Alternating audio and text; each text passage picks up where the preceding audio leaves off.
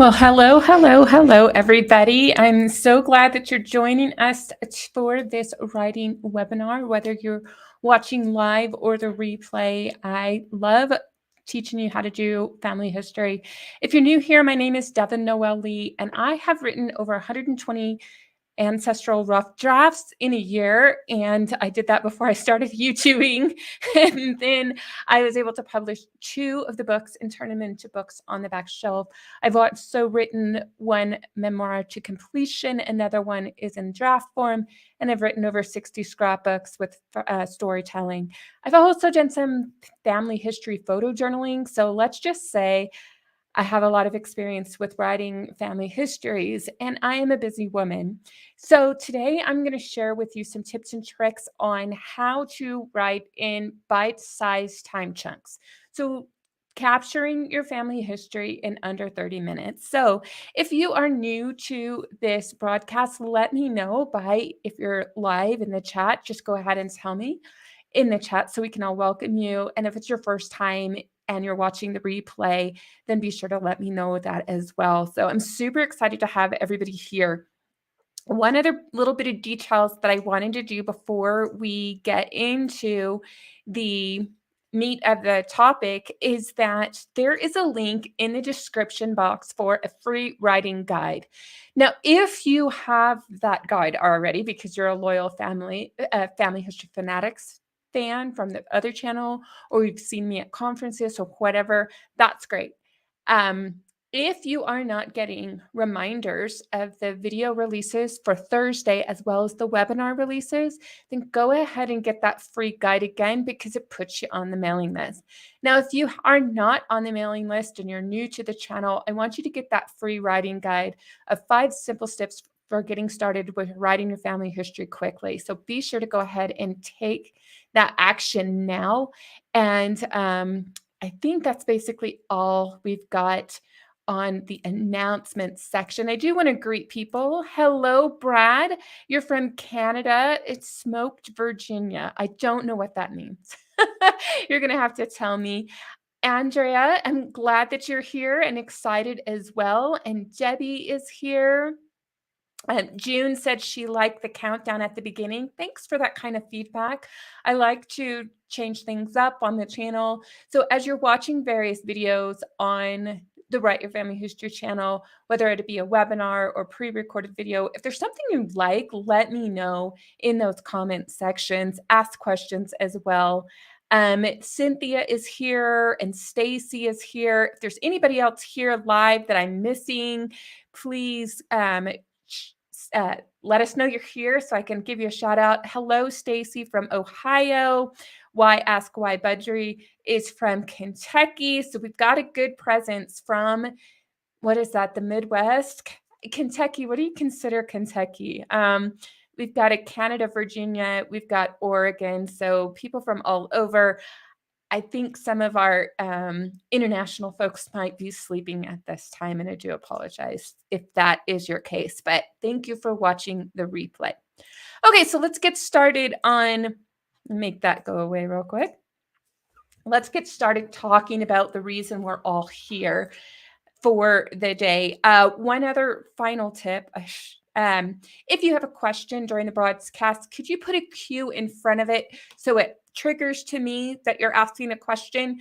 I love that everybody has comments and responses. Drop them anytime you think of them. But if you're watching live, put a Q in front of it as a quick little signal to me that you're asking me a question. And always write your questions as soon as you think of them. I might not come to them right away. Okay, so let's dive in. Oh, wait, I have got to give this shout out. Hello, Nathan from Brussels, Belgium. So excited that you're joining us from the other side of the globe. We are headed to the Northern European area in just a few days. So needed to give you a shout out. All right, everybody else who comes in, I might just have to save your shout outs for later, but let's go ahead and get into our topic. Okay. All right, everything's working. So your life story is a colorful tapestry woven with moments of joys, triumphs, challenges, and everything in between. It's a tale that deserves to be cherished because it holds the power to inspire, educate, and connect all of us on a deeper level. And capturing your life story is so important because it's not about just reminiscing of the past. It's a journey of self discovery, healing, and personal growth. And I found that to be true when writing my own memoirs and keeping the stories in the scrapbooks and family blog journal books that we've done. But those benefits don't, but these benefits will benefit you now and for many years to come. I like to think of our stories as becoming a living bridge connecting the past, present, and future in that beautiful tapestry. Now, when I talk about that connection of past, present, and future, we're not just talking about past ancestors. Well, it's important to connect us to our loved ones who are no longer with us. We are also connecting to our past selves. How many times do you have a memory that you've forgotten, but you recorded it and you go back and revisit that memory and it brings up positive emotions, maybe some sad emotions, or maybe some growth acknowledgement emotions, and you realize, wow, I really have changed, or my loved ones have changed, or I've really overcome things. The memories I recorded my first few days after my cancer surgery, and all these years later, where it was back, but I don't have to deal with it for now. And the miracle of not having to deal with it for now, that connection to the past, I just wanted to emphasize, you're connecting all the versions of yourselves. You're writing for your future self, you're writing for your present self, and you're connecting to your past self as well as the overall past, present, and future of the family. If that's something that you enjoy or have experienced, let me know by responding in the chat or the comments. So I recognize that time is a precious commodity, and writing a whole memoir can seem overwhelming. But fear not, because personal histories doesn't just mean memoirs, although it can. I will share with you some unbelievable secrets that will help you capture the essence of your life story in 30-minute segments. So let us start with the end in mind.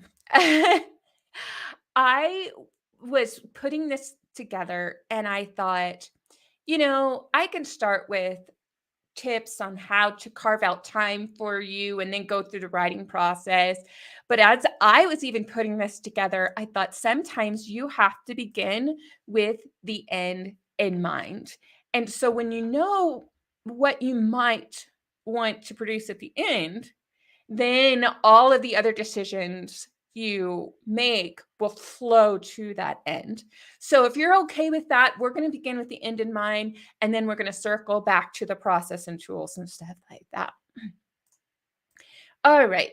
So what is an end option for us?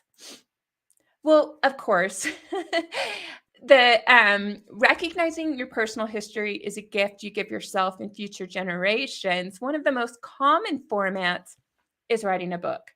Now, in the handout, I hope you revisit some previous lectures that I gave and some blogs that I wrote about different formats. This could be a children's book. Have you ever thought of writing a children's book?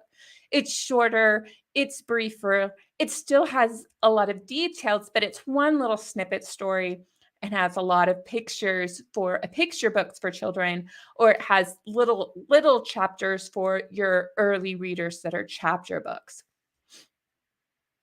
The other types of books can be like the memoir I have on the back shelf that you can't really see. Let me see if I open it up here. All right, so up there, that's my memoir of just 3 years of my life in pageantry. So yes, you can write memoirs, but I want to share some other ideas that maybe you haven't considered before. How about writing your personal history in the form of letters? Now, we will talk about revising things later and have a beautiful letter at the end. But do you enjoy reading letters from family members who were on mission trips? Or maybe they served in the military, or maybe they were diplomats and they were writing home, or maybe they had moved far away and they sent letters back. Well, how about you get that old form of letter writing, either longhand or typed letters, and then tell your story in a series of letters. And later they can be bound either in the book formats that I have in the back, or maybe bound with a comb bound. You get the idea. There's lots of ways that you can create these letters and use that as a creative way to tell your story. And maybe that will free you up from the overwhelm of, oh, I have to do something super formal and I'm not good at writing. But many of us can write to loved ones or to a future loved one, stories to my future grandchild or stories to my grandchildren when they get older. A lot of these ideas could come your way. Another format is the question and answer format. Let's talk about that. Now, you may have seen this style in the human interest section of magazines or newspapers, where an interview will ask a question. And let's just pick a celebrity, any celebrity. The first one comes to mind is, oh, shoot. I'm picturing the woman that was in the Scarlet Pimpernel. She's super famous, but I can't think of her name, so I'll have to think of someone else. How about Tom Cruise? Why not? Let's pretend we're interviewing Tom Cruise, and the interview asks a question, and then Tom Cruise responds, and then the interview asks a question, and Tom Cruise responds.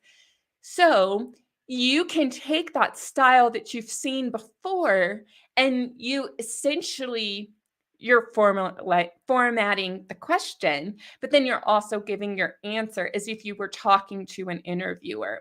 Now, this format can be in audio, video, or a text version, but it's an interesting format to try. So think of that as well.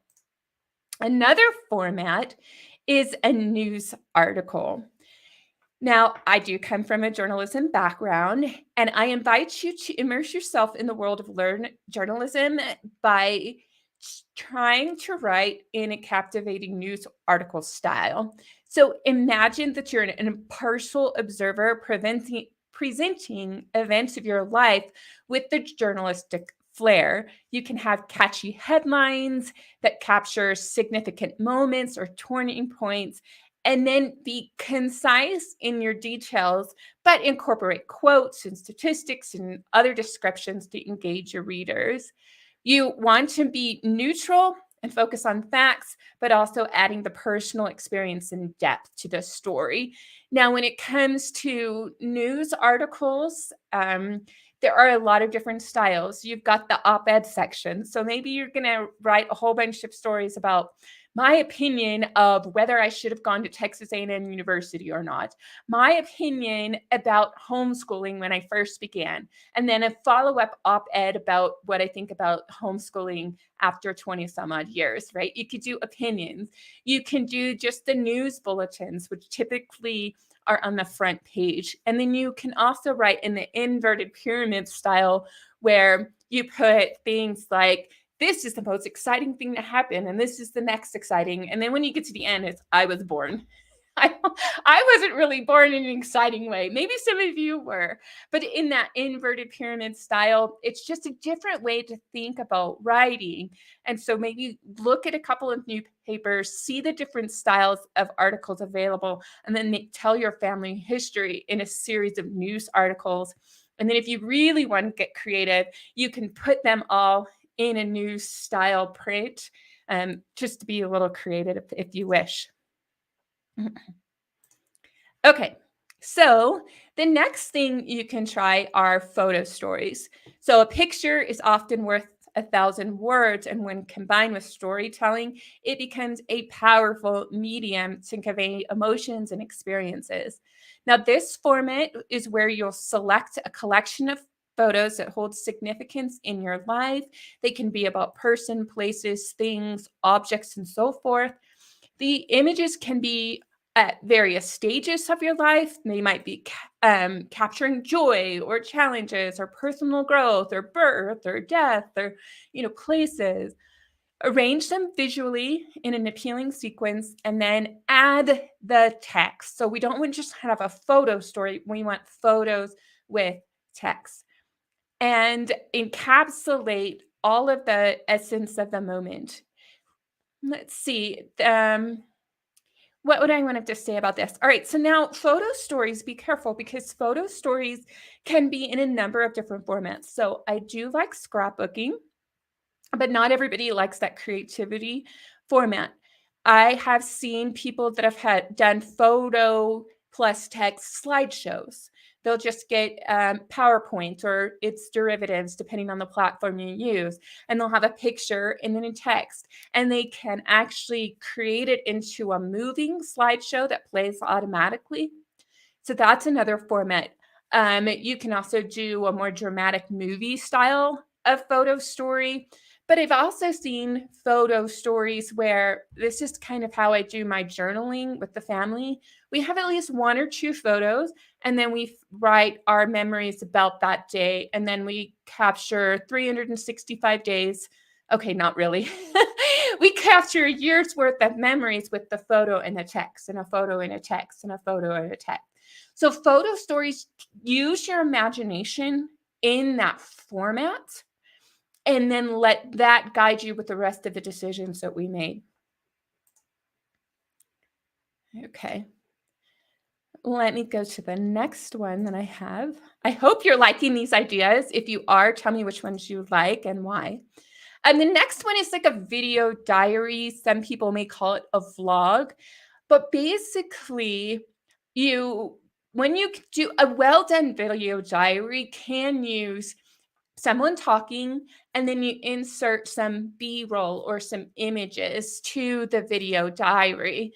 Now, I would recommend that you have kind of a script or you edit an interview and then intersperse with newspaper clippings or documents or objects. Just get the visual aspect of the story that you're telling. There's a lot of neat tricks to try with that. The next one is audio diary, and maybe an audio diary is a little bit easier to do than a video diary because it's just talking. But you can do that in the question answer format or maybe an audio letters to someone. Do you see how some of these can combine together to tell a great story? The other audio diary can be like making a podcast, but it's a This Is Your Life podcast, and you'll tell different stories. But the great thing about this is you don't have to have the audio diary be your entire story in 5 minutes. You can tell an audio story for 5 minutes and then stop that story and then start another one and then another one. And then at the end, somebody has an entire audio library of different stories and clips that they can play. All right. Now, this next one is for some of you who are super crafty or love writing, but then inserting images. It's kind of a photo story version, but it's an illustrated journal. Now, I have seen some pretty ornate illustrated journals where people will go, they're very talented comic book artist or still life artist and stuff, and then they write around those images. Sometimes it's just doodling on the side of the pages, and that's pretty helpful. This format appeals to your creative sensibilities, and it also can be very engaging with children and teenagers because you're adding this personal touch. So if you are someone who has a artistic ability, something I don't have, then maybe go ahead and conclude an illustrated journal format. So capturing your life story can be done in a variety of different formats. Let me take a moment and see what you guys have shared in the chat. Now, let's see. So Barbara had said she has done some writing, but she's not sure on which computer she saved it. that can be a problem. I recognize that. So I don't really have many tips in this video about where to save your drafts. Maybe that might be something I talk about in a future one. If you want to hear more about that, when this video is over, in the comments section, write, hey, tell me about saving and organizing my stories and managing in that, some type of question in that direction. And then I'll be able to read it later and turn it into a possible video idea in the future. Let's see. Stacy says, I have journals between me and my high school friends and personal journals from high school for about 4 years. Oh my gosh. Oh, what a treasure. I remember. So correct me if I'm wrong. I remember we'd get a spiral notebook and I'd write and then I'd pass it off during class and they'd write and they'd pass it off during class and they'd write. I didn't save any of those. I also think we had a flood in well, it wasn't really a flood. My waterbed flooded my room and I had to throw out a whole bunch of my paper memories when I was in high school. And I think some of those journals were in there. But is that what you're talking about? Yeah, really great idea about doing so you can take that idea and maybe collaboratively with your family members, you can do that right off, that pass off for memories. Lots of ideas right there. Let's see if Stacy, oops. Okay, so Stacy was agreeing, and you have three of those. 2 are with a friend, and 1 with. Okay, perfect. Yeah, those are great. I would actually digitize that and bind it, and maybe leave it as is between the 3 of you. And then, if you want to then annotate it, like we talked about in previous sessions about journals and letters, annotate it so people get more context. That would be really, really fun. Okay, so letters. Almost in the format of a letter writer. So a book called Daddy Long Legs was like in the letter writing format. Definitely. So you're going to see this letter writing format in a number of fictional literature that you've seen as well. And it's a really great technique. Let's see what else we have.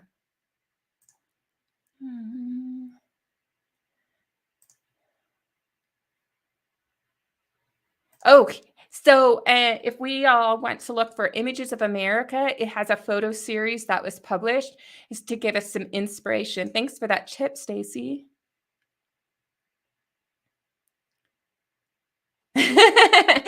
June talked about how maybe I was born won't be the end point of her inverted pyramid story. Maybe that actually will be a lead if you can talk about, your ability to hang through tough situations, especially medical ones. That could be kind of fun. Oh, here's the point Barbara was making. She started a diary on her PC, gave it up at some point, sending out emails informing of my husband's journey in the health system. 5 months ago, after he passed away, I got smarter and kept a daily diary of all the things I was doing with the estate issues. Look at that. I love that. A diary is really good. And I have a few diary ideas, some journal keeping ideas. So stick around for that. I love this. The Book of June folder have drafts and emails, letters, notes in the same folder for future stories. I love it. The Book of June. So we all can have the Book of Devon and the Book of Stacy and the Book of Mona. Mona said she did an audio interview with her mother, didn't transcribe it until 30 years later. We discovered there were missing details, but it was too late to ask. So common. You're not alone. But also, here's one of the tips that I have for you. So I had audio cassettes of my great Aunt Margie, who told me all these stories about her and her husband and how they met, and she was in the CVs, or he was in the CVs, and his mom was hooking her up via letter writing. She was getting all the girls to write him to letters, and he liked her letters the most. And when he got home, they got married, and I had it in her voice. And when I moved to Texas from Iowa, I lost the audio cassettes. So make sure everybody gets multiple copies of all of your writings and your stories, audio cassettes, videos, writing. And we talked about that on the other main channel. So important to digitize those so you don't lose them. Oh, I love this. Mom wrote letters to her mom in the 60s and 70s, and you kept them. I wrote a Meet My Grandmother essay as a class assignment in school when I described my grandmother to people who didn't know her. And you know what? You can use that foundation to springboard to something else, but it's such a great start. Okay, so let's continue on with the tips I have. We're going to talk about some tools, particularly for journaling, as I just promised. Let me get a quick sip. I don't know about y'all, but whenever I'm drinking, it sounds really, really loud in my ears. And maybe that's a hearing impaired thing. So I don't know if you guys hear it, but I always just feel like I'm making this big, loud noise when I'm sipping from my thing. All right, so let's talk about tools. Capturing your life stories requires tools to help you rather than hinder you. So if the tool is hindering you, that's not the right tool. So I want to expose you to a number of different tools and invite you to experiment with them. You may choose one or a combination, and that is perfectly okay. The key is to capture your stories quickly and not fuss with the tools when you should be capturing those stories. So many of us are going to be old school, dare I say, and use pen and pencil or pen and paper. Grab a trusty pen and a notebook or a journal, whatever you want. There's so many beautiful ones on the market. There's so many pragmatic and practical ones too. For those who don't like beauty, you just want form and function. There's so many on the market. Now, writing by hand can tap into your creativity and help you stay focused. And even if you go off on a tangent later in this month, I'm going to have a video about from Brenda Hudson, and she's going to talk about more tips about writing in 30 minutes. And one of the ideas she said is even by hand, or if you're typing and you get to a point where your brain is stuck, just keep writing, even if it's tick tock, or happy, happy, happy, sad, sad, sad. Just keep writing something, and then your brain will start over again. So let's see. Go back here. Sorry about that. So great thing about pen and paper, it's often portable and doesn't require fancy technology. Now, one thing you might want to consider are some different prompted journals. So in your handout, there's one about the 5-minute journal, and it's a physical journal, and there is an app if you want as well. But you can just get the physical journal to help you cultivate gratitude and capture your life story in just a few minutes each day. And it is actually a daily journal which you can write. It has guided prompts, inspirational quotes, and you can also focus on being positive and reflective. Now, there are some writing apps. Now, many of these apps is they're mostly focused on writing, and then there's some personal history writing apps that I'll share in a moment. But these apps provide dedicated platforms to document and reflect on your story.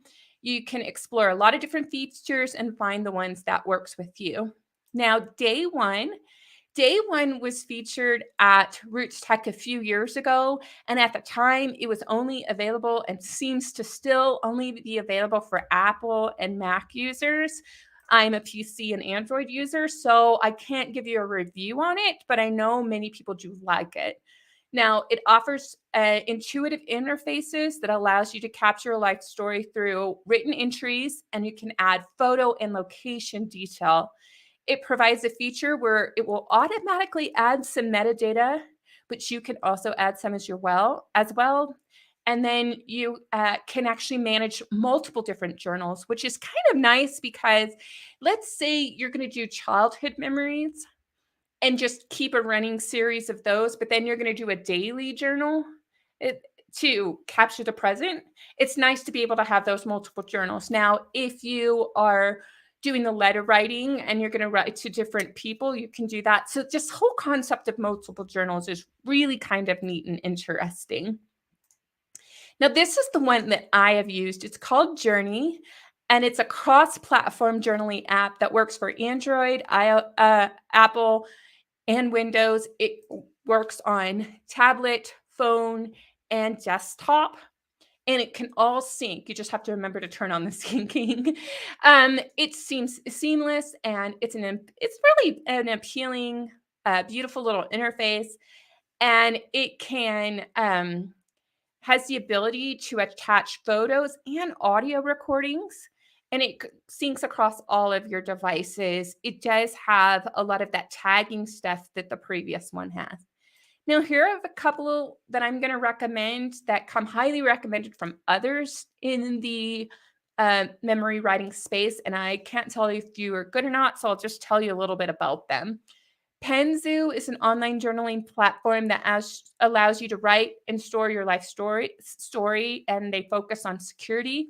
It's a simple, clean interface with features like customizable journal covers, password protections, and again, that ability to add photos. I think that's kind of standard across all of them. And then what I do like about this, if you watched the video about Storied, they don't quite have an ability to print your journals. And that Penzu has that. And I forgot to mention that I know that Journey allows you to export it. You can actually export your writing as a PDF, and you can export your writing into a printed book, which is kind of nice. So I failed to mention that, and I apologize. Another one is Diaro. It's available for Android and Apple, and you can capture your life story through written entries, photos, and tags. It can also export your entries to PDF and CSV files. Now, that's kind of interesting because the CSV files is kind of like a comma delineated file. I usually use that to put into a spreadsheet, but you might then be able to use that to just turn it into a Word document and take out some of the formatting for that CSV file. So that's really interesting about that one. I think I have just one more. Yeah, I just have one more. This one is called Grid Diary, and it's available for Apple only. It utilizes a grid-based format to help you reflect on different aspects of your life stories. It has some predefined question prompts, and then you can add photos as well. So if you know of some other ones, some other apps that I have failed to include in this list of writing apps, be sure to let me know in the comments section after this video is over. If you're watching live, if you're watching the replay, that anytime you think of them, go ahead and put those down there. So someone used to use LiveJournal and you moved far from LiveJournal. That's kind of funny. And then this goes back to a little comment about nope, this one. Journaling and jumping from subject to subject without completing one, and then maybe hand cramps if you're doing the physical version. And I know that that is a real struggle, but one of the things about journaling, remember, we want to just capture our stories. And many of the diaries and journals we have from our ancestors, yeah, it is topic to topic, especially letters, especially when letters overlap. Things jump from topic to topic to topic. The most important thing is to get the memories captured. And if you go on a tangent, that's fine. Then try to train yourself after you've had a writing session that you can go back and say, oh, I need to finish this thought. I didn't finish it out. So it's okay. It's natural for people to start here and then go over here and then come over there and not completing a thought. The part is that at some point, if you choose to take that journal and turn it into something else, it is the revising stage where you go back, review, and then go, oh, I need to add this to it. So great points. Thanks for bringing it up.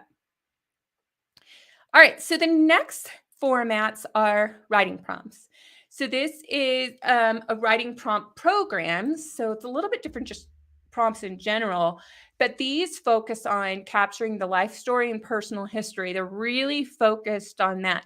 there are writing prompt programs for like elementary school writing, and that's great, but we really want something that's a little more tailored to what we're trying to do. So the first one is Storyworth. This was also featured at Roots Tech a few years back. It's an app designed to help capture and preserve your family stories. Each week, it sends a question prompt to a designated family member, allowing them to write and share their stories. The app then compiles the responses into a beautiful keepsake book. And that's one of the neat things that they have going for you. Again, the end product is a book. The end product isn't necessarily saving the stories, but you would have to dig into their Q&A to find out their frequently asked questions, to find out if you can just get a PDF version of the stories as well, just as a backup, so that you can copy and paste these stories. While you love the book in the end, you can pick and choose different stories to make different projects. The next one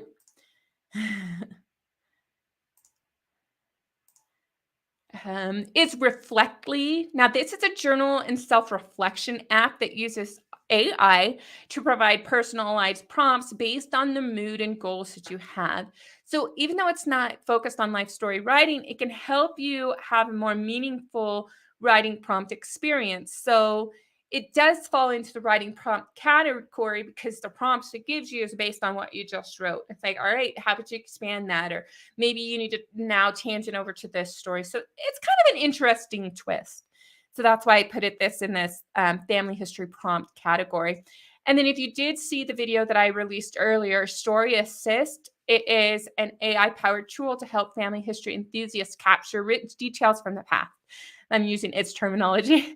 It generates a few writing prompts, and they're hoping to have more in the future. And all you have to do is have a few little starting ideas, and then it will actually write the story for you, and then you can go back and um, edit the stories to your. But it's so nice to get the start, because maybe it will give you some ideas that you hadn't thought out before. Okay. So there's this comment. I have no intention of writing an intelligent journal, just the best one I can. Sounds good. And that's all we can ask. All right. Now, some of us can't write our stories because writing is a major roadblock. Maybe you have some disabilities. Maybe you have arthritic hands. Maybe, again, we have this hand cramping, which was mentioned earlier. Or maybe just when you have a pen and paper, when you're staring at the computer screen, nothing happens. But if somebody asks you to tell a story, that's no problem. So I'm going to show you a couple of voice writing technology. And then throughout the remainder of this session, when I'm talking about writing, also include the voice, the spoken word as well. I'm just going to say writing. Otherwise, I'll say writing and voice, and it'll just get you confusing. So hopefully from that point forward, it'll be all right. So if it is, let me know in the chat that you'll be okay with that. So let's talk about some voice to text. That's a hard word to say. Technology.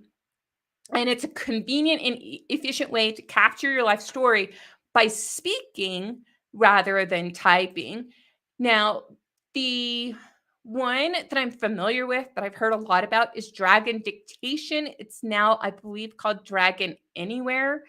There is a mobile app version, and there's also speaking into a computer variation. And it enables you to dictate your story, and then the program will transcribe it for you. It has custom vocabulary support. So if you tend to speak in a certain dialect, it's going to recognize that vocabulary, and then you can build it as well as you're going through. Now, this one I have tried a number of times. It's called Google Docs Voice Typing Feature. It's free. It's on, you open up Google Docs, and then you go up to one of the tools features, and it will have the option to voice type. And you can dictate your story directly into the document. You just click the start button, start speaking, and it will transcribe your words in real time, and it's only accessible through the Google Docs application, and it seems to only be on the web application. It may have changed since the time that I started using this. Now, there is a tip I have to give you after I get a quick drink. With some of these voice typing features, you cannot speak as fast as I do. Especially when you're telling a super exciting story that happened.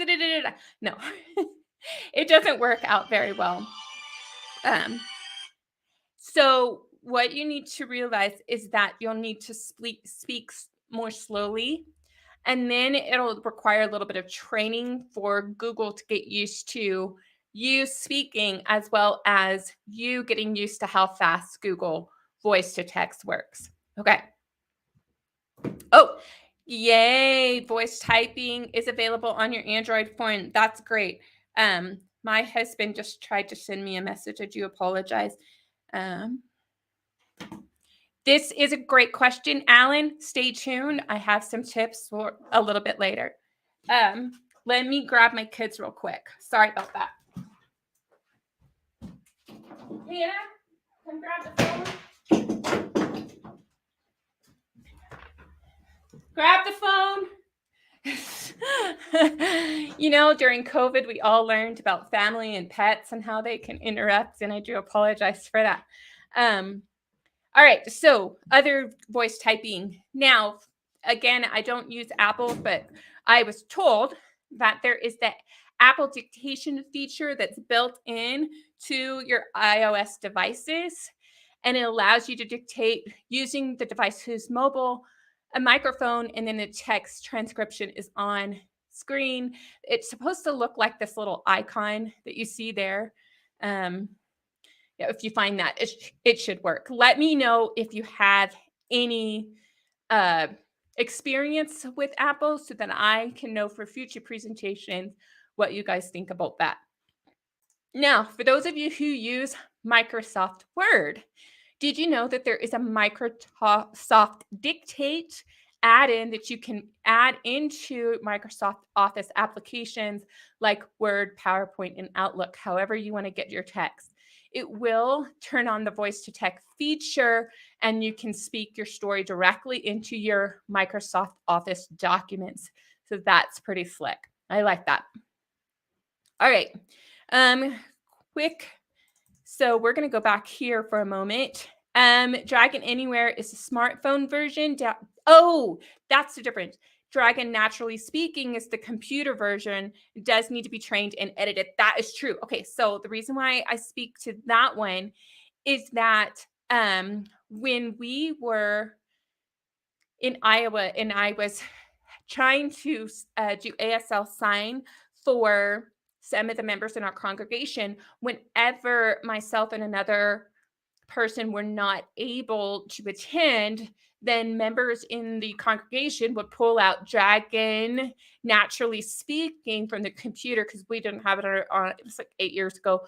They didn't have it on their phones yet. So they had the Dragon Naturally Speaking. And yes, it did have to be trained. And sometimes it was really frustrating. So that's why they like the ASL. And it's been 8 years. I think it's getting better over time. So let's go here for a moment. And the next thing I want to talk about is voice recording. All right, so anybody who has a voice recorder on your phone, or even if you have the video recorder on your phone, that's about all you need in order to capture a voice. It's so handy. And then you have your voice files, or you have your video files that you can then use for different projects. If you want to just use the audio recording and edit that with Audacity. I think Andy has his Audacity training video over in the Family History Fanatics channel members archive. If it's not there, let me know. But in any case, you can edit that audio clipping, you can edit those video clippings, and you can create a project with it. But what do you do, just like Alan said, to transcribe audio recording? Well, first you have to have a voice recording, or you need to take your audio cassettes, your other different forms of audio and video recordings, and get them digitized. That is when you're going to use, you could use Legacy Box, you could do home solutions. There are plenty of videos on YouTube that teach you how to do all of that. So once it's digitized, here's my ideas for you. First, you can open an audio file in Microsoft Word, and there is a feature that will convert the speech to text, and it will even separate the speech of multiple speakers. And then the transcription will have timestamps so that you could review the recording and then edit the text and make corrections. So I just discovered it. I haven't played with it, but I'm going to try to play with it and see how that goes, because I can definitely see where there are some recordings that Andy's family has. There were some interviews done with his great grandpa Kev, or my kid's great grandpa Kevin, his grandpa Kevin, and they're on Family Search. But I would really like to get them transcribed, but I don't want to spend the time typing. So if I can pull it over into Microsoft, use the audio to Word file and get that way, that would be great. And you have to pay for Microsoft Office, but you don't have to necessarily pay for this add-in, as far as I know. I could be wrong. Again, I haven't played with it yet, but I'm looking forward to it. Now, one service I have used before is the Rev feature. Now, Temi was another one that I used, but Temi and Rev, from what I understand, have merged recently. But it is a professional transcription service that offers high quality and fast transcriptions for voice recording. They have human transcriptions as well as automatic transcription, and the turnaround is very quick. All you have to do is upload your recordings to their platform. They'll handle the transcription and send it back to you. Now, I haven't used them in a while, but I remember that it was about $1 a minute, maybe $2 a minute. So if you have an hour, that could be kind of pricey. However, sometimes it's better to get somebody else to do the transcription for you. There is one more to share with you, and this is called Trent. And all of these links are in the handout to all of these different services. If you have other ideas, make sure you drop them in the comment section below. And if you're not allowed to add a URL, I'll go look for it, and then I should be able to add them as a response.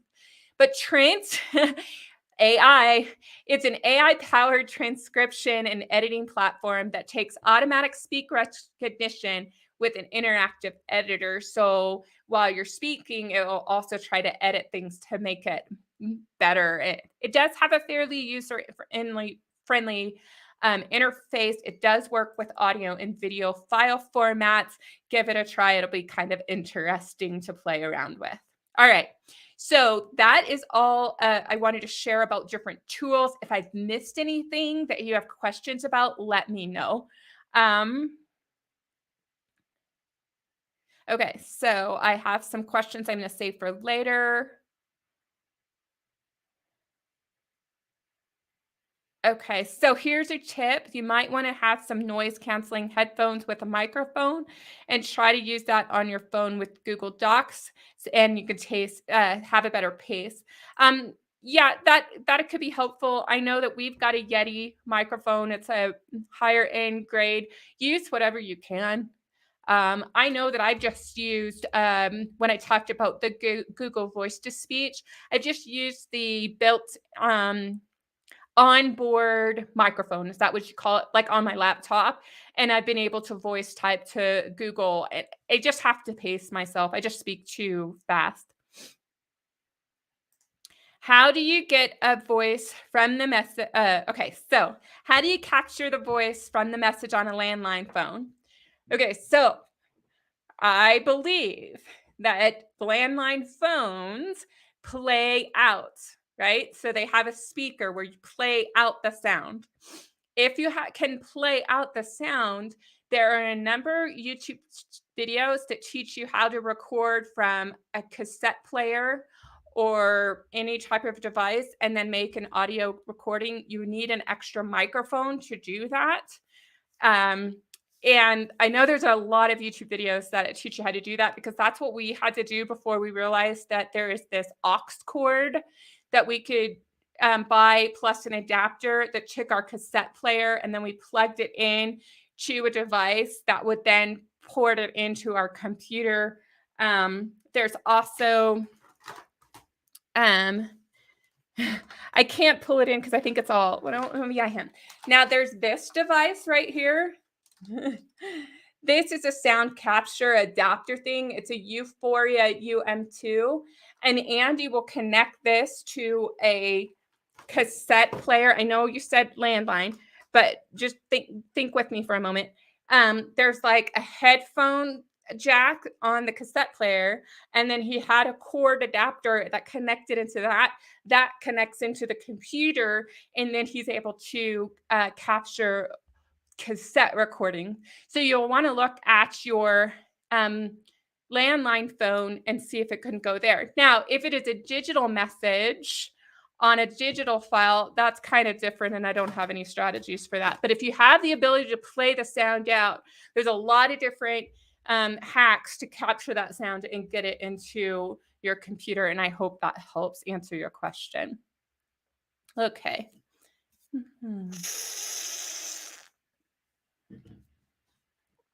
Okay. Let's hide that one. Let's go to the next step. All right, so I've talked about tools. We've began with the end in mind. Now it's time to focus on what are we going to do with the 30 minutes that we have? Well, we need to set the stage. We need to, if we're going to embark on a journey of writing our stories in 30 minutes or less, it's essential to set the stage so we can be focused and productive. But not this kind of stage. So following the next steps, you're going to create an environment that ensures efficiency when you're capturing meaningful memories and reflection. So you have to gather your tools, the tools that I told you about before, the ones that work with you, gather them, learn how to use them. Before you start committing to capturing the stories, know how to use the tools that you're writing, and have everything ready so that when you carve out that time, you're ready to go and you're not looking for different cords or pens or whatever. Now, find a quiet and comfortable space that you can immerse yourself in this memory capturing process. You want the environment to be free of distractions like noise, interruptions, or clutter. So, find a time when the kiddos aren't around, or the fur babies aren't around, or the husbands and spouses aren't around, and the lawnmower goes on. Like Saturday morning is a terrible time around here, even in New Mexico, because that's when all the lawnmowers go off. So try to find a time where you can focus your thoughts and channel your creativity more effectively and efficiently. Next, I want you to make a commitment. I like to say date yourself, not date yourself as saying how old you are, but date yourself as carving out specific time slots for 30 minutes so you can be focused. Now, establish a regular writing routine to develop a habit of capturing the stories effectively. Now, the other thing is start dating yourself on the go. Sometimes you need to have spontaneous dates, and you may be stuck at the doctor's office and you've got 30 minutes wait. Well, that's a time to date yourself. Instead of playing the block game that I do, then start voice recording or reviewing a story or thinking of questions or capturing some of the memory triggers we're going to have. So when I say date yourself, sometimes you need the formal date and sometimes you need the date on the fly. So just always be prepared. Next, I want you to set a timer. Now, since this video talks about 30 minutes, we'll set a timer for 30 minutes. I don't necessarily want you to set a timer for longer than 30 minutes because you want a sense of urgency that'll help you stay focused. And if you're going to set it for longer, then set 30-minute chunks and do 2 different tasks. We'll talk about those tasks here in a moment, but do 2 different tasks, right? Rather than just one task for an hour. So set a timer. If all you have is 15 minutes, that's fine. Set your timer for 15 minutes, because some of us have shorter attention spans. That's fine. Do a 15-minute segment, take a break for a little while, come back, do your next 15-minute segment, and now you've done 30-minute segments. So what are we going to do to make the most of this 30-minute time block that we have with ourselves? Well, first, we can either brainstorm. We can come up with ideas that we're going to write about in the next section. We're going to come up with memory triggers and so forth. We could write or speak for the remainder. Remember, we're going to talk about writing, which will also include speaking.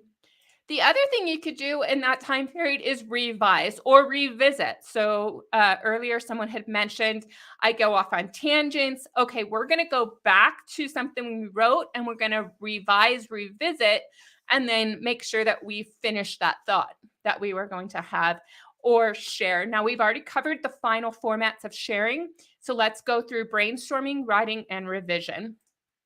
So brainstorming is really, I need to unlock my memories. How am I going to go about doing that? So I love photos. Photos to me are the ultimate writing prompt. They are the ultimate gateway to the past. And so, yes, we're going to cover writing prompts later, but photos are your better prompts. And you're going to dive into those photo prompts and you're going to tell us the who, the what, the when, the why, the how, all of that. And then you go on to the next photo. This helps you label your photos, which we all should be doing. And it also helps you capture the story behind those photos. So the next time you or a loved one see that photo, you don't toss it out because you just don't remember anything about that photo. So my first favorite is the writing prompts, is a photo prompt.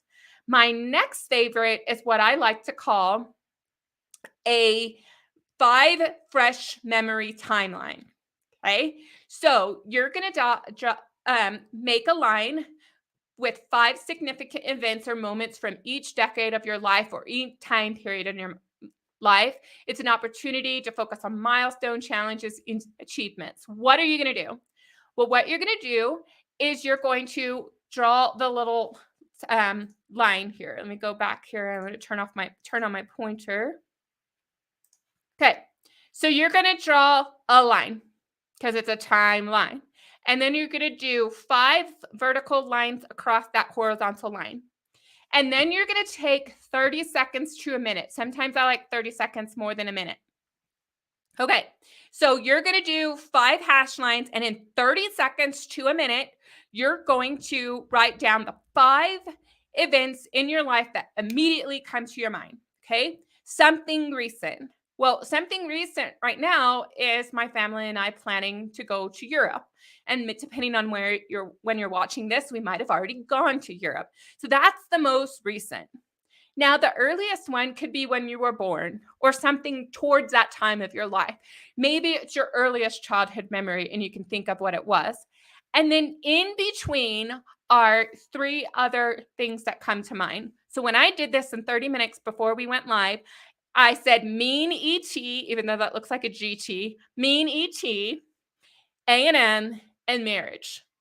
So now when I sit down to write, I can talk about being born at the Ohio State University hospital on campus. I can talk about my nightmares of a very evil, scary ET, the extraterrestrial dude that everybody thinks is cute, but I thought he was a scary monster. I could talk about my choice to go at A&M or any memories at A&M or anything associated with being at A&M. I could talk about marriage, anything. I could talk about the day I got married, why I chose my husband, how I chose my wedding dress. Do you get the idea? These are just 5 quick prompts, and then I can start writing for 30 minutes. And maybe the next time I do this, I will have 5 different memories, something at the beginning of life, something right now, and 3 more in between. This solution has so many possibilities because you're going to capture the things that keep percolating up at your mind. Now, this isn't the end all be all, But I really, really like this technique. I was taught this in a writing workshop about 15 years ago, and it's always proved to be a winner. So I do like this. All right, so my next one I like is draw a map of your home. And I didn't actually draw a map of my home, so I'll take that picture off. So draw a map of your home. You can do your childhood home or any significant place that stimulates memories. It can also, when you say home, how many of you had home away from homes, like the band hall or the dance studio or whatever? So draw your home and what was where. Where were the doors, where were the windows, where was the teacher's desk, where was the blackboard, where was the mirrors. It all depends on the home. Where was the kitchen, where was the dining room, where did your parents sleep? If I was to draw, we lived in a lot of different homes because my parents rented and we moved around a lot.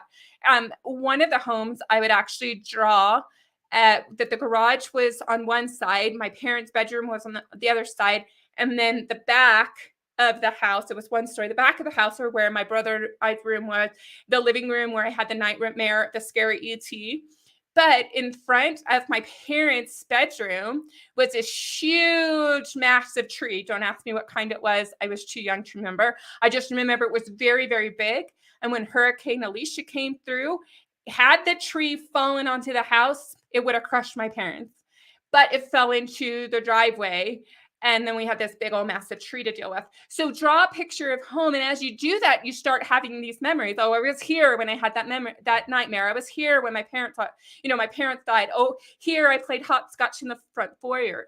And you see how drawing a map of your home helps. And you could do the same thing, like where was the band hall? And there was the band hall here, the band director's here. Like, just see where I'm going with this? To draw a picture of your actual house or your homes away from home. So the next one I did show you was your neighborhood. So draw a picture of your neighborhood. On here, this was us.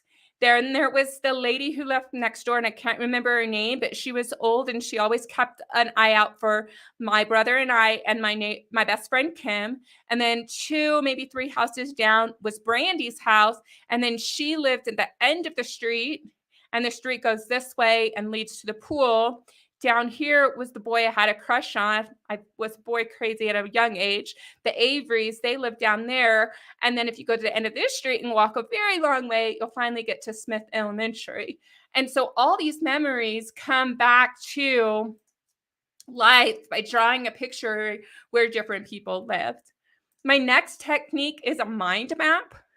Now, a mind map can be on anything that you can think of, and pretty much for any topic that you're trying to articulate. Maybe you're going to talk about your favorite recipe that your grandma made. So you put that in this circle, and then you just have all kinds of circles that branch off. And then later you'll come back and write about it. So this is when we lived in New York. We lived in Jonesville, and all of these things helped me think of Jonesville. We had some activities we did, and then I could talk about the house, and then I can talk about who I lived with. Andy, Kid 1. Kid 1 this is the location of my favorite memory of Kid 1. Kid 2, Kid 3 was born here, and then my friends and who they are. But mind mapping is a fantastic way to brainstorm before you sit down to write or before you begin speaking. So the other thing you could do is just free write. So you've got an idea, you've got a prompt, and you're sitting down for 30 minutes. What comes fresh to mind? I'm just going to mind dump and then use that as a brainstorming for my next such situation. And finally, there are writing prompts. And then I didn't include it in this presentation because genealogists tend to know a lot about them. But there are writing prompts that you can do. And then I've included a link to this one, 500 prompts for writing personal history. I don't know that you need any more prompts after that. That's quite a bit. You can use that. My colleague, Lisa Leeson, I am not a fan of these books, but this is one that falls under pen and paper as far as a tool, but it also has the writing prompts to help you brainstorm, to pick one of those and then write it in the book. And then the book then becomes a treasured keepsake. So it's kind of an all-in-one thing. I'm not going to, I will simply say that you have to commit. If you're going to purchase one of these things, you have to commit to finishing it. Otherwise you haven't spent a lot of money on it. But if this is your style, this is your jam, then Lisa has beautiful books. They are beautiful, they're inspiring. They just don't work for me. And that's okay. Something else is going to work for you. Maybe StoryCorps will work for you. StoryCorps, it helps brainstorm a whole bunch of questions. They have this great questions for anyone to answer. And then it also breaks down questions about parents. And it's from StoryCorps. They also have some different tools that you can do to capture your story.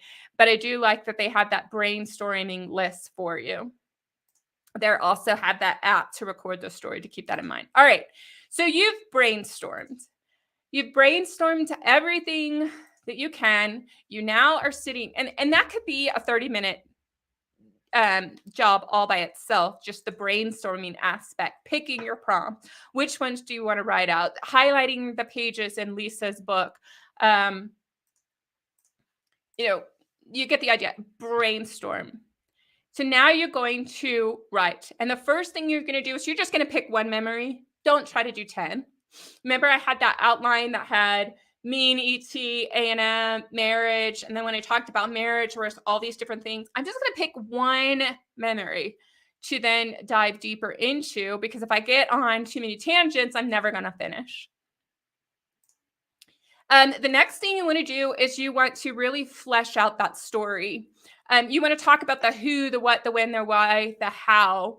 But you want to paint a vivid picture of the people who were present, the places where the events unfolded, and the emotions you experienced. And I would probably hit on emotions multiple times. Describe the individuals, their roles, their relationship to you, and be sure to check out the handout about talking about physical description. You want to describe the people too. Was Joe taller than you? Was he Hispanic and had brown hair and brown eyes? And he was very slender. And Joe was one of my friends in high school. So I also want you to pay attention to some sensory details. When I was on a pageant stage, I can remember the sights and the sounds. I can't really remember the smells, but I can remember also the feel of butt glue on my hiney trying to keep my swimsuit down. So adding sensory details is when you're going to come back and you're going to include that in the first draft. If you don't remember it, when you go to the revision stage, you can always come back and add it in. And then in addition to the sensory details, that slide's wrong, I forgot. I want you to take a moment to reflect. So if you've written the story about the mean ET or choosing to go to A&M, these are just my stories. Reflect on that. How did that change you? Well, for ET, from then on, I am very, very sensitive to scary things, and even mildly scary things I can't handle. So that now tells you more about me and my love, hate, mostly hate relationship with things that are slightly scary or even more scary. Choosing A&M, well, that dramatically changed my life because it also changed my career goals. No longer was I going to be a content event promoter. I then was going into marketing research. So lots of great things that we can reflect on, both positive and negative, when we think of those experiences. So then when we're done with writing, we're going to revise or reflect on our story. So what are those things we can do? Well, we need to add emotion. How did you feel? Were you happy? Were you sad? You were angry? And be authentic. Tell people what you felt. If something made you upset, say so. If something made you ashamed or fearful or so on, say so, because emotions are the number one thing that people fail to include in many of their stories. Now, we're not trying to write a hit piece, something we talked about previously in telling our personal stories, but we are trying to express our emotions. Next, I want you to consider adding the humorous sides of life. So sometimes you have funny stories to tell. Sometimes people said something funny. And sometimes things were just, quirky, right? So add the funny moments in your life and using incidents and peculiar encounters just make your story more fun. if you taught a dog to dance, or there was a big mishap at a family gathering, this humor can connect you to the past. Life is often really serious. So embrace the joy and the lighter side of things and include that. Now, we don't want to just include the happy moments. That's something we talked about with Laura Hedgecott. But if there is something amusing, go ahead and add it in. Another thing I like to talk about are mottos, philosophies, isings, daddy sayings, mommy saying, grandma sayings. Include the mottos and philosophies. They can be short, catchy phrases, witty one-liners, or they could just be something more serious. So one of the things that I was told growing up was get your PhD before your MRS. Okay? Get your PhD before your MRS. What does that mean? Well, for my father, who got married and then later went to college and got his degree in accounting, he valued education because he realized he blew his opportunity to graduate from the Ohio State University with a practically paid for degree because his grandfather taught there. So he had a legacy opportunity. He didn't have great grades, but they allowed him in and he blew that opportunity. So he was trying to teach me the importance of education, and that was my daddyism. So do I tell my daughters to get their PhD before their MRS? I tell them to go obtain their education before they get married, or make sure that you're obtaining it while you get married. But you get the idea? Include those mottos. So what are the mottos or the isms that your family has shared? Share those with me in the chat if you're live or on the replay. Now, here's another one I thought of. Odd rules. The nostalgia and peculiar rules. We all have fond memories of our parents and our schools imposing really strange and quirky regulations on us. They seem insignificant, but when compared to today and maybe some of the odd rules that are happening, you can really bond with people, your children and your grandchildren and so forth. So what are some odd rules? Well, one of the odd rules that Andy's mom had was so you could have no more than one bowl of sugar cereal at a time for breakfast. And then in your healthy cereal, you can add no more than 2 spoonfuls of sugar to that cereal. Kind of defeats the purpose of not having sugar cereal. So that was a little bit of an odd rule that comes to mind right now. So the final one, I want you to actually think of embarrassing stories. Now, we've talked about writing sensitively in a previous webinar and how to handle that delicately. The adage of don't make somebody upset. Okay, everybody has embarrassing moments. Now, some of them are good laugh. For instance, I was new to my high school, and there was a long hallway next to the place where you eat, the cafeteria. So as I'm walking past this, there's 3 different columns, right? There were these very attractive young men that were in the cafeteria, and I'm walking by. So I get past the first one. I see that. I'm like, oh my gosh, this school is going to be so great. There's so many attractive guys here. And then I get past the next one. I let out a rip roaring, wall shaking burp. And it is clear that it came from there and it came from me because I'm the only one walking past this pillar. So then I get past that pillar and the guys can see me and everybody starts laughing and I turn bright red. I'm so embarrassed and I just keep walking. Now, I don't know if I actually met any of those cute guys because I just like, I don't want to see. But some of those embarrassing moments can be great. Now, sometimes we have embarrassing moments that are character building moments, and they're not as funny. They do bring a little bit of embarrassment, but they have to be told for people to understand how that impacted people's life. So be sensitive of those and don't necessarily shy away from those as well. Be careful. I mean, be accurate and be objective. And if it's not included just to make somebody feel shame, then include those because they really can be impactful in your story. Okay, so then we're now at the end. We're going to go back to those ideas that I had and we're going to share those stories because we've brainstormed. We have written or captured those memories in these 30-minute chunks.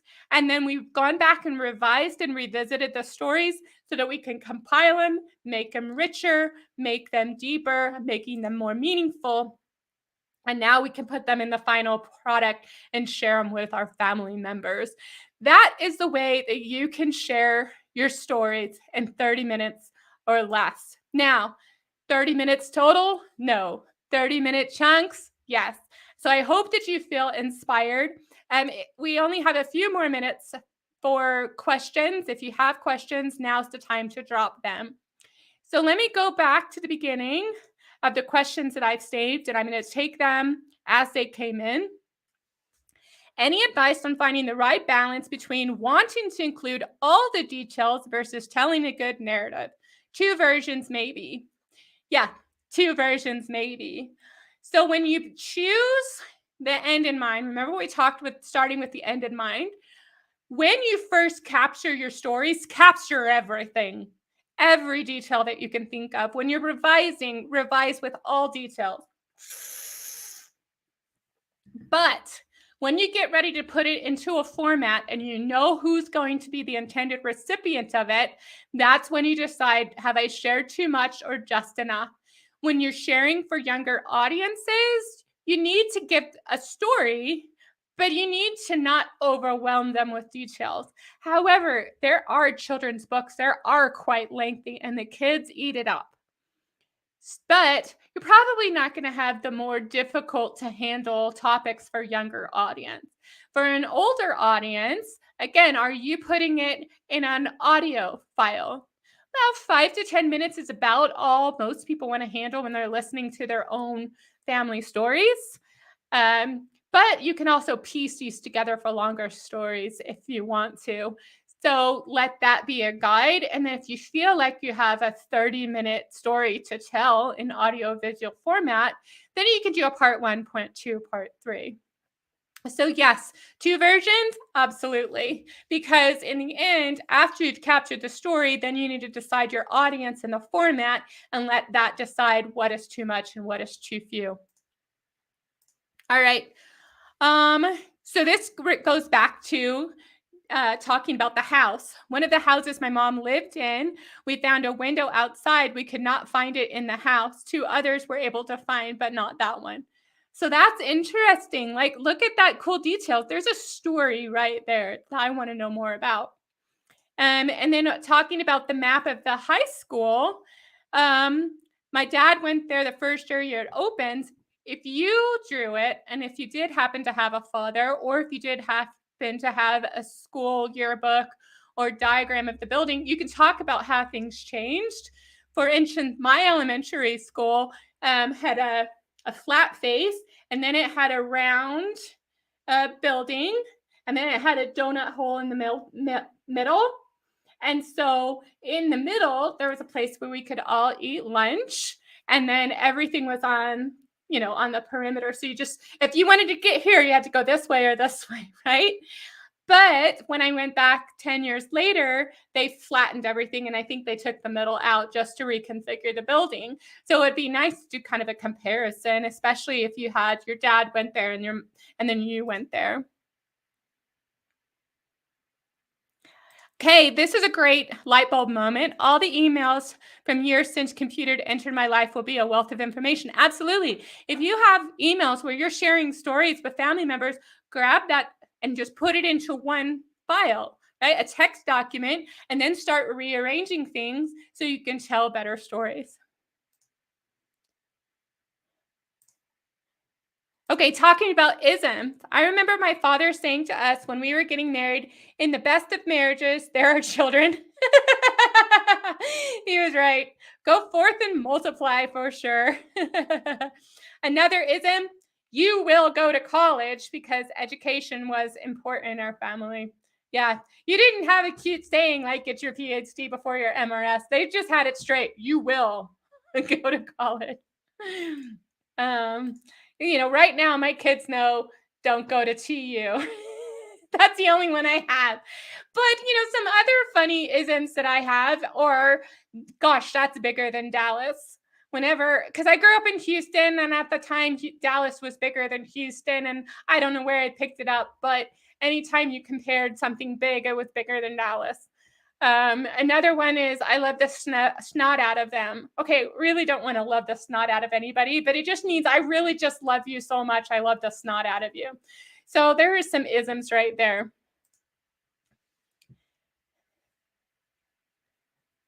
Okay, you maybe misbehave at home, but you don't do anything outside the house that will bring shame to your parents. I hope this is an ism, right? Yeah. Misbehaving in the home. I'm a parent. My kids are still little.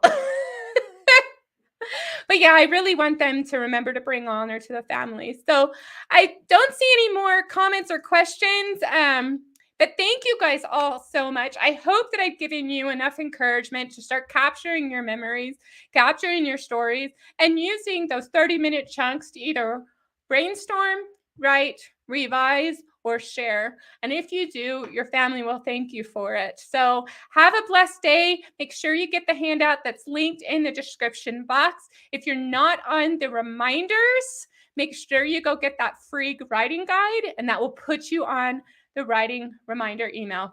Until next month, see you later.